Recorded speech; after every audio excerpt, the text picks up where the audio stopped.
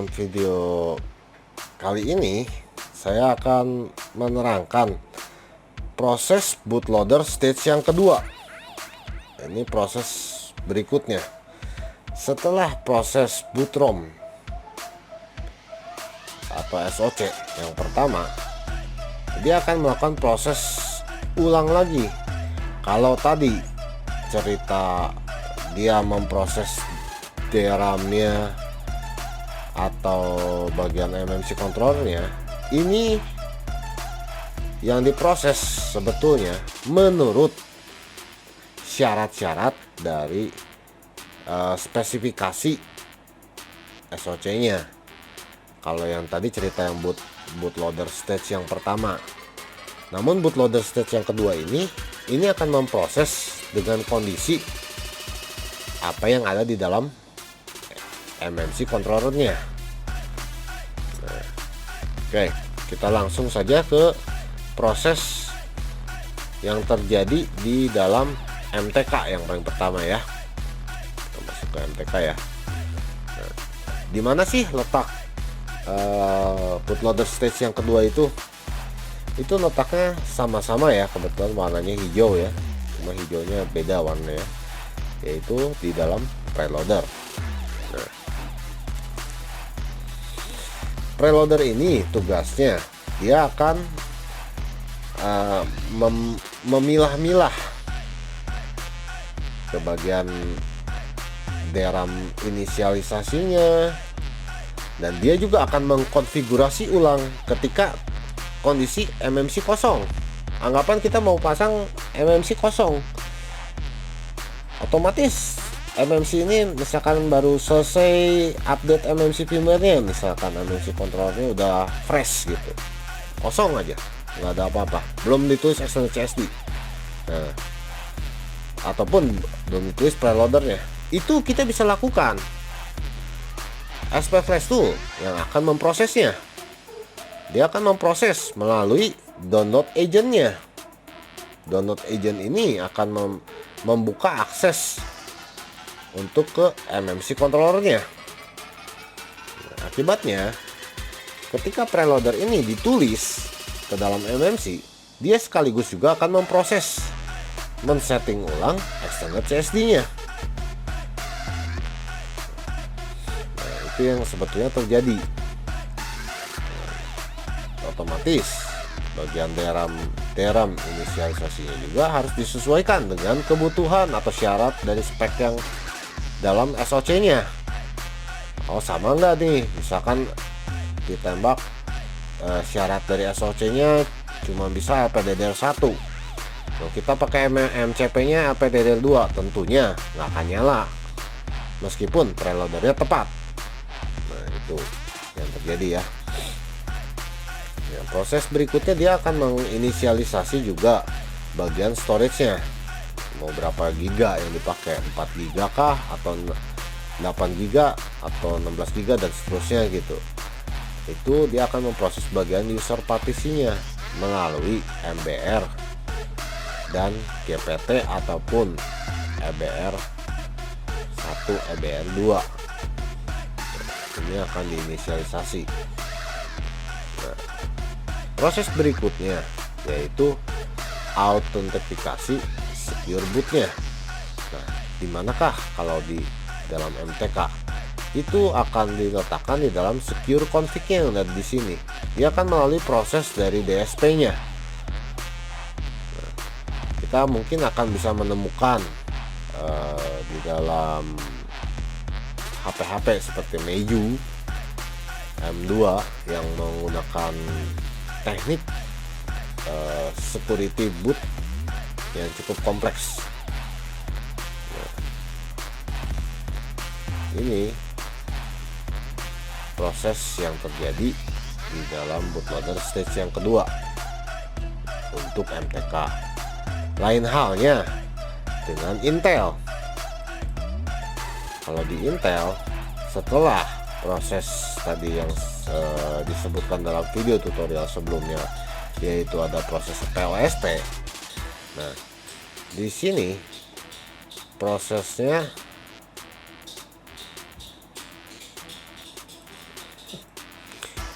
Oke, saya ulang ya. Setelah proses POST yang saya sebutkan dalam video tutorial sebelumnya, di sini ada bagian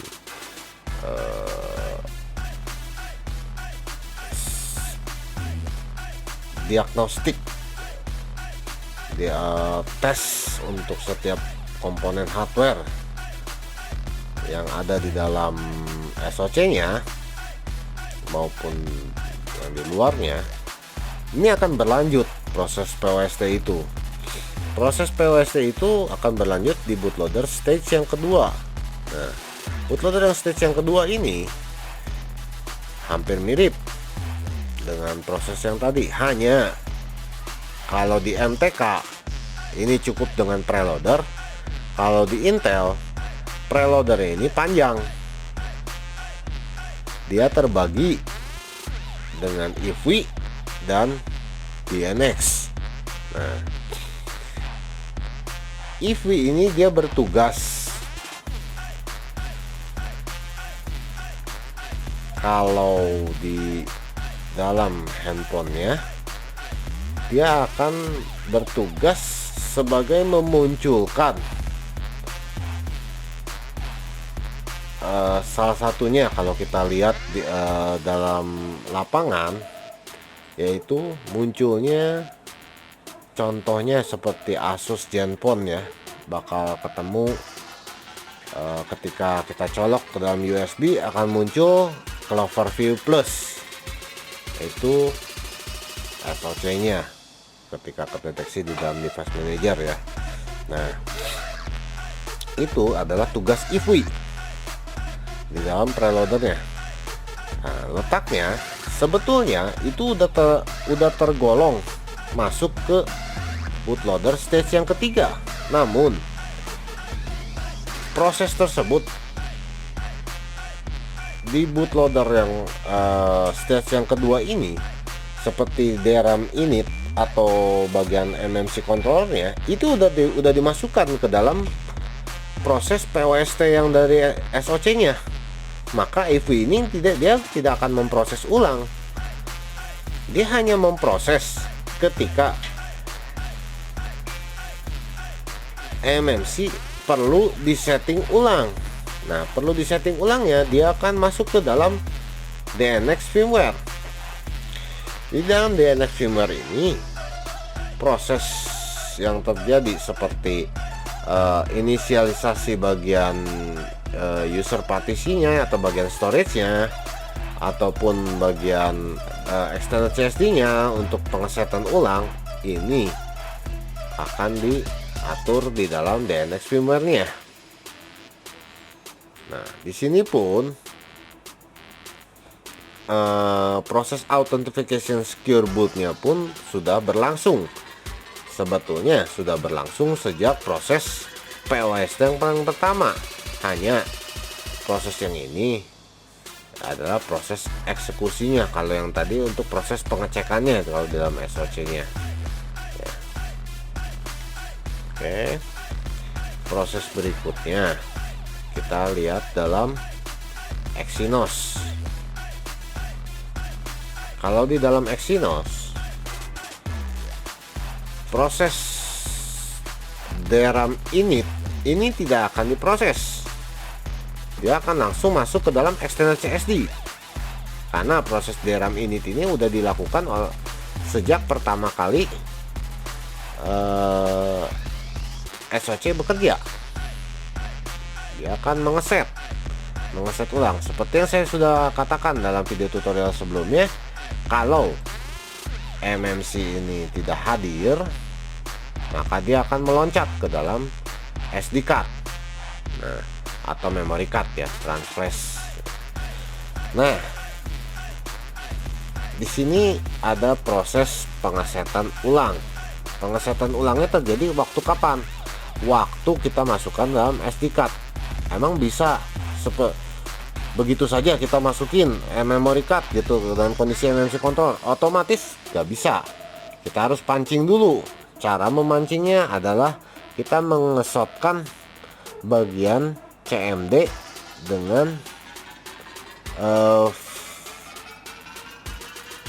face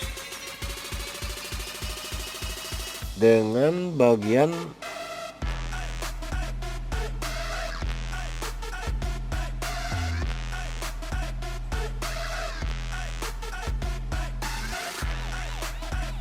di sini disebutkan sebagai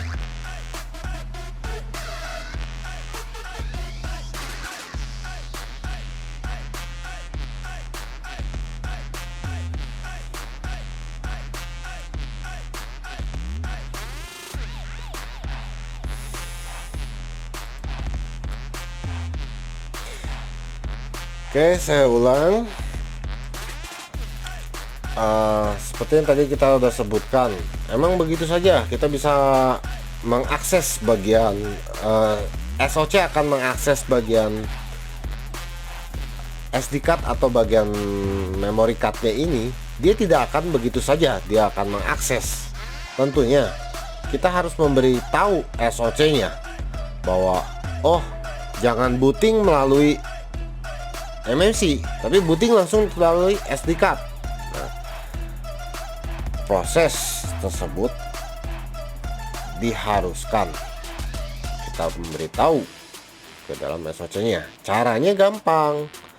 Caranya kita tinggal konekkan atau shortkan bagian si CMD yang ada di sini ke dalam controller PMU-nya, yaitu bagian VCC key. Yang di sini sebetulnya ada pengkoreksian revisi bahwa VMEM VDD yang bagian 2,8 volt ini bukan 2,8 tapi 1,8 volt ya. Kita tinggal shortkan saja. Biasanya dalam praktek lapangan itu bukan biasanya lagi ya, tepatnya hampir semua CMD yang resistor CMD pull up itu ujung satunya ke CMD, ujung satunya lagi ke VCC key. Jadi cukup kita gunakan pinset. Nanti ampernya langsung kayak maksa gitu naiknya gitu. Dia mau maksa naiknya, dia turun naik lagi, dia turun naik lagi gitu.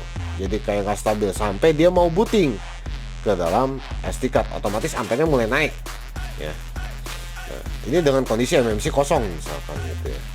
Biarkan proses tersebut berlanjut sampai nanti ada muncul biasanya di dalam display itu akan keluar SD card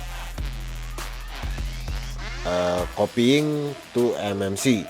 Nah, itu berarti proses bootloader stage 2 ini sudah berlangsung, bahkan sudah masuk ke dalam bootloader stage ketiga.